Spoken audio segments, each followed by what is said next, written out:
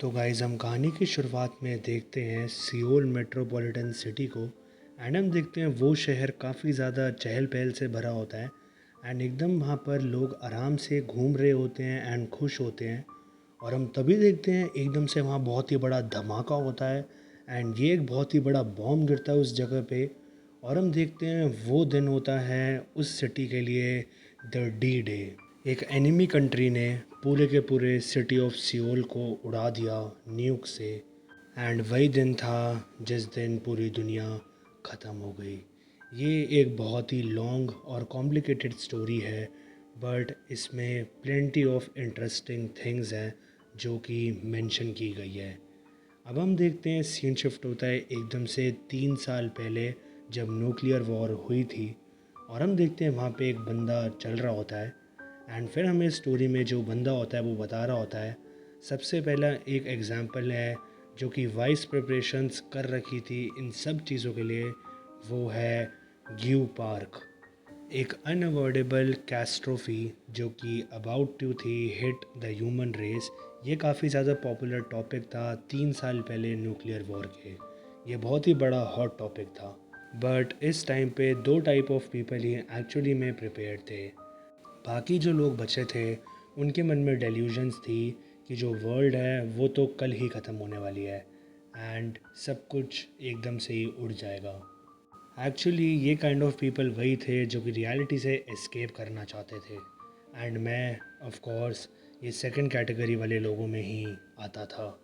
और हम देखते हैं ये सारी बातें और कोई नहीं, ग्यू पार की सोच रहा होता है जो कि चल रहा होता है ऐसी। और हम देखते हैं तभी अब सीन शिफ्ट होता है एकदम से पास्ट में। और हम देखते हैं वो पास्ट की बात सोचते हुए अपने मन में सोच रहा होता है, मैंने हर चीज़ को बेच दिया जो कि मेरे पास थी। एंड फिर मैंने जो भी नेसेसरी इन्फॉर्मेशन थी, जो भी थी, वो सब मैंने गैदर करनी शुरू कर दी ताकि मैं सरवाइव कर सकूं एपोक्लिप्स पे। एंड जो चीज़ें मैंने लर्न करी वो थी, सबसे पहले जो मोस्ट इम्पॉर्टेंट मिशन है वो है सबसे पहले पिकअप करना सही जगह फॉर दी बंकर जहाँ पे हम रह सकें। इस स्पॉट को चुनने के लिए काफ़ी ज़्यादा की रिक्वायरमेंट्स होती है। सबसे पहले ये एक ऐसा स्पॉट होना चाहिए जहाँ पे ज़्यादा फुट ट्रैफिक ना हो बट वो स्टिल कनेक्टेड हो सिटी से। सेकेंड, ये एक ऐसे स्पॉट पे लोकेट होना चाहिए कि एडवांटेजियस हो ये फॉर डिफेंस अगर कोई भी इमरजेंसी आती है। एंड थर्ड, इसका प्राइस भी सही होना चाहिए, मतलब बजट के अंदर होना चाहिए। इन दी एंड मुझे हर चीज़ को बजट के अंडर ही करना है।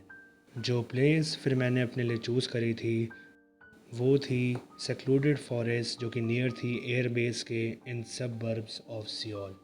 और फिर हम देखते हैं सीन शिफ्ट होता है वापस प्रेजेंट में। और हम देखते हैं सारी बात सोचते हुए जो ग्यू पार्क होता है वो एक जगह पे आ जाता है।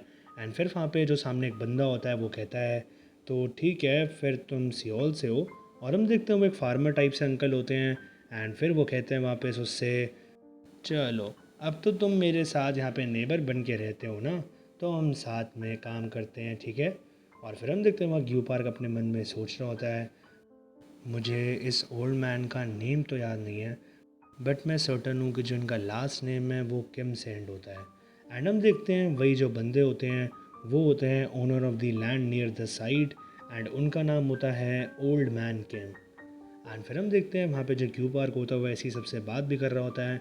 एंड फिर वो अपने मन में भी सोच रहा होता है, अब क्योंकि मैंने एक स्पॉट को पिकअप कर लिया है तो अब टाइम आ गया है कंस्ट्रक्शन करने का। मैंने थोड़े से लोग अपने साथ हायर करे थे जो कि मेरे साथ इस काम में हेल्प कर सके। एंड फिर हम देखते हैं वो ऐसे सबको समझा रहा होता है चीज़ों को। एंड फिर वो कह रहा होता है सबसे, मेरे पास यहाँ पे सारे इक्विपमेंट्स हैं जो कि आपको चाहिए इस जॉब के लिए, मैं भी आपके साथ आपकी हेल्प करूँगा ही। एंड फिर हम देखते हैं वहाँ पे ग्यू पार्क हेल्प कर रहा होता है सबके साथ। एंड फिर वो अपने मन में भी सोच रहा होता है, इनिशियली जब वो मेरे साथ काम कर रहे थे तो इतने ज़्यादा वो खुश तो नहीं थे मेरे साथ काम करने में, बट आफ्टर जब उन्होंने मेरे साथ ड्रिंक करी एंड खाना वगैरह खाया थोड़े टाइम के लिए, तो फिर जो चीज़ें हैं वो कम्प्लीटली चेंज होनी शुरू हो गई। और हम तभी देखते हैं वहाँ पे एक बंदे के सीधा कुछ सर पे पड़ता है। और हम देखते हैं ओल्ड मैन ने फेंका होता है। एंड फिर वो वहाँ पर आकर चीख कर कहते हैं, वॉट द, तुम यहाँ पे सब क्या कर रहे हो, हाँ हर दिन तुम ऐसे यहाँ पे ड्रिंक करते रहते हो और इतनी प्रॉब्लम मचाते रहते हो, तुम बेवकूफ़। और फिर हम देखते हैं वहाँ पे एक बंदा कह रहा होता है, तू बेवकूफ़। और हम तभी देखते हैं वो ओल्ड मैन कहते हैं, क्या तुम्हारे पास इस चीज़ का परमिट है भी।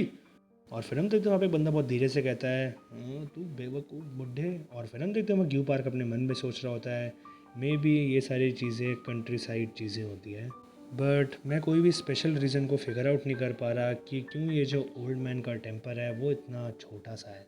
मे बी ये ऐसे ही लैश आउट करते हैं चीज़ों के लिए। और हम तभी देखते हैं एक और बंदा वहाँ पे आता है एंड फिर वो चीखते हुए कह रहा होता है, गॉड डैम इट, मेरे आगे से रास्ते से हटो तुम बेवकूफ़ बुड्ढे, क्या तुम मरना चाहते हो मेरे हाथों। और फिर हम देखते हैं जो ओल्ड मैन होते हैं वो सड़क के बीच में से लेट जाते हैं जहाँ से गाड़ी निकलनी होती है। एंड फिर वहाँ पे भी जो ओल्ड मैन होते हैं वो कहते हैं, अगर तुम यहाँ पे कोई भी चीज़ को ऐसे खोदना चाहते हो तो तुम्हें पहले मेरे ऊपर से हर चीज़ को निकालना पड़ेगा। एंड फिर हम देखते हैं यहाँ पे यू पार्क अपने मन में सोच रहा होता है, मुझे नहीं पता कि ये शायद से इसलिए ऐसे हैं क्योंकि कोई भी इनको सीरियसली नहीं लेता। और फिर हम देखते हैं वहीं पे एक जो बंदा होता है वो अपनी एक्स निकाल लेता है और वो कह रहा होता है, हाँ मैं इस बुढ़े को ये 6 फीट से भी नीचे। और हम तभी देखते हैं वहाँ पे यू पार्क कहता है, कोई बात नहीं शांत रहो। एंड फिर वो उसके हाथ से एक्स ले लेता है एंड फिर वो कहता है, अब मैं इसको अपने हिसाब से डील करूँगा।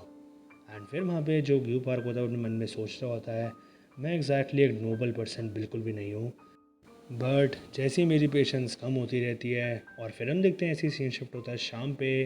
और हम देखते हैं वहाँ पे यू पार्क अपने मन में सोच रहा होता है, मैंने कुछ ढूंढा था। एंड हम देखते हैं वो दिन होता है D950। एंड फिर वहाँ पे जो यू पार्क होता है वो आता है एंड फिर वो वहाँ पे जो ओल्ड मैन होता है किसी से बात करते हुए उसको देखता है। एंड फिर वहाँ पे जो एक बंदा होता है वो कह रहा होता है, हाँ तुम इतना ज़्यादा डिफ़िकल्ट मत हो एंड जो भी तुम्हारी लैंड है वो सारी मुझे दे दो, तुम हमारे साथ रह सकते हो, मैं तुम्हें ये भी कह रहा हूँ।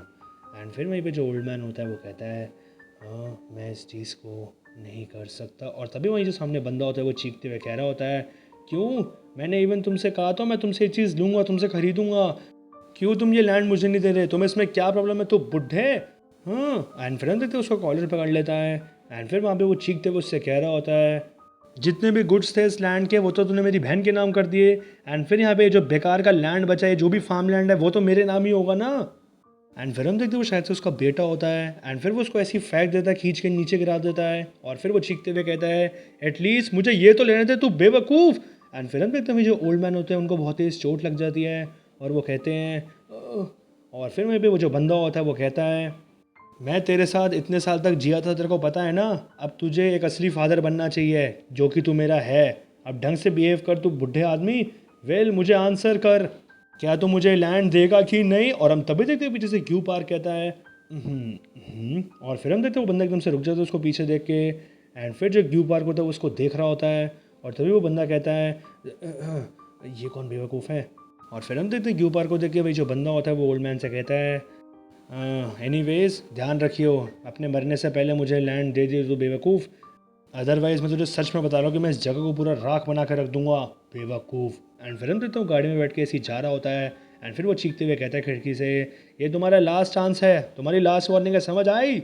और फिर हम देखते हैं वैसे ही चला जाता है एंड फिर वहीं पे जो ओल्ड मैन होते हैं वो बैठे होते हैं एंड फिर क्यू पार उनके पास आता है और फिर वो उनको धीरे से कहता है, क्या मैं आपको एक सिगरेट ऑफ़र करूँ। और फिर हम देखते हैं ग्यूपार उनके पास आके ऐसे बैठ जाता है आराम से एंड फिर वहीं पे जो ओल्ड मैन होते हैं वो कहते हैं, क्या तुम्हारे कोई पेरेंट्स हैं। और फिर ग्यूपार कहता है, नहीं वो एक्सीडेंट में चल बसे। और फिर वहीं पे ओल्ड मैन कहते हैं, मैं सी। और फिर ग्यूपार कहता है, सर मेरे को आपसे एक बात पूछनी है, क्यों ना आप इस लैंड को सेल कर दो एंड फिर कहीं और जी लो आराम से, बिकॉज़ वैसे भी आप अकेले जीते हो, सारी चीज़ों को खुद मैनेज करते हो, तो ये चीज़ ओल्ड एज में काफ़ी प्रॉब्लम वाली होती है। एंड फिर वहीं पे वही जो ओल्ड मैन होता है वो कुछ कहते नहीं एंड फिर वो एकदम से कहते हैं, जो लैंड मैंने अपनी डॉटर को दी थी वो एकदम एक यूज़लेस प्लॉट था जो कि उसका कोई भी काम नहीं था अगर तुम उसे खोदोगे। और फिर हम देखते हैं वो एक पास की बात सोचते हैं जहाँ पे जो उनकी बेटी होती है उन्होंने वो लैंड किसी को बेच दी होती है और फिर जो नया ओनर होता है उसने वहाँ पे पूरा एक रोड बना दी होती है। और फिर इस चीज़ को सोच के जो ओल्ड मैन होते हैं वो क्यू पार्क से कहते हैं, तुम चाहते हो कि मैं इस लैंड को सेल कर दूं और आगे बढ़ जाऊं। और फिर हम देखते हैं उनकी आंखों में आंसू आ जाते हैं एंड फिर वो अपने मन में अपनी वाइफ की इमेज सोचते हैं जब वो पहले ज़िंदा होती है एंड फिर वो उसको सोचते हुए कह रहे होते हैं, वेल मैं इस चीज़ को नहीं कर सकता, मैं इस चीज़ को बिल्कुल भी नहीं कर सकता। एंड फिर वो खड़े होते हुए कहते हैं ग्यू पार्क से, हाँ काफ़ी ज़्यादा लेट हो गया है, अब तुम्हें चलना चाहिए।